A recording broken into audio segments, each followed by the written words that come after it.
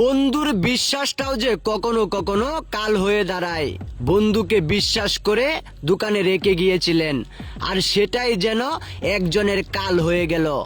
দোকানে বন্ধুকে রাখার পর সেই বন্ধু ফোন করে আরেকজনকে নিয়ে আসে। সেই বন্ধুর ফোনেই অন্য একজন বন্ধু এসে আরেকজনের রাখা বাইকটি নিয়ে গেলেন।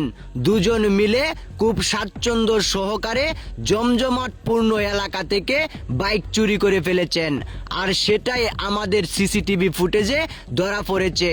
আপনার আশেপাশে থাকা অনেক বন্ধু বান্ধব আপনি বিশ্বাস করে থাকেন, বন্ধু বান্ধবকে বিশ্বাস করে আপনি দোকানে রেখে যান কিংবা আপনার কোনো গুরুত্বপূর্ণ স্থানে, কিন্তু সেই বন্ধু যদি আপনার সাথে বিশ্বাসঘাতকতা করে তাহলে বিষয়টা আপনার কাছে কেমন লাগবে?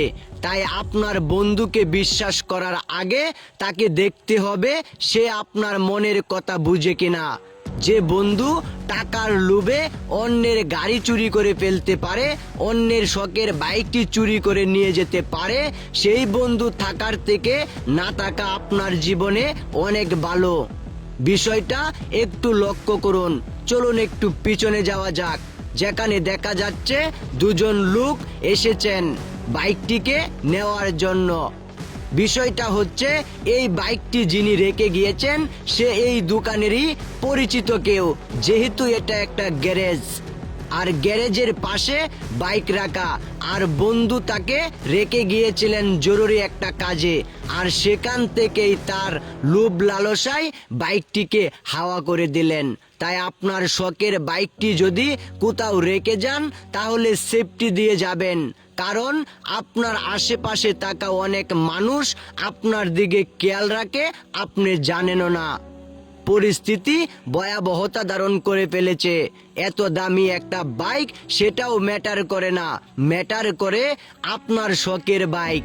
আর শখটা যে এত বেশি, শখটা যদি কোনো জায়গায় রেখে যান সেই শখটাও আপনার কেউ কেউ উধাও করে দিতে পারে। আপনাকে এখানেই সতর্কতা অবলম্বন করতে হবে, কারণ কোনো জায়গায় আপনি যখন যাবেন তখন নিরিবিলি এলাকা রেখে বাইক রেখে যাবেন না, কারণ নিরিবিলি এলাকাতে আপনার বাইকটি সেফটি থাকবে না, আপনার বাইকটি হাওয়া হয়ে যেতে পারে। মুহূর্তের মধ্যেই বাইক নিয়ে উধাও হয়ে গেলেন।